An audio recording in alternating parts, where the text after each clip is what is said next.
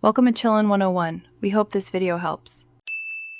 You start by confirming the essentials, install the latest Icue and the Asus Aura service, and update your motherboard BIOS and chipset drivers. Once done, make sure physical RGB headers are connected correctly to the 4-pin or 3-pin addressable sockets, and that the board is powered. Next, reboot into Windows so both RGB services detect hardware. You do this because Icue can only control devices that the system and Aura expose to it, so make them visible first. You now enable integration. Open Aura or Armory Crate and turn on third-party or SDK control, sometimes labeled Allow External Control. Then launch Icue and let it scan. If the motherboard appears, enable its profile and assign zones.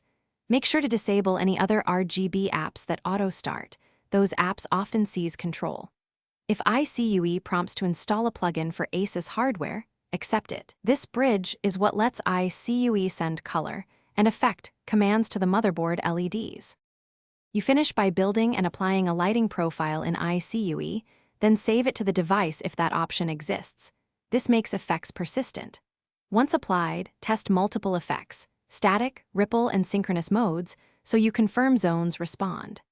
If things go wrong, a key troubleshooting tip: restart both the Aura service and Icue, then check for conflicting RGB apps and reinstall the motherboard driver or Aura service. This usually resolves detection or control conflicts and restores proper Icue.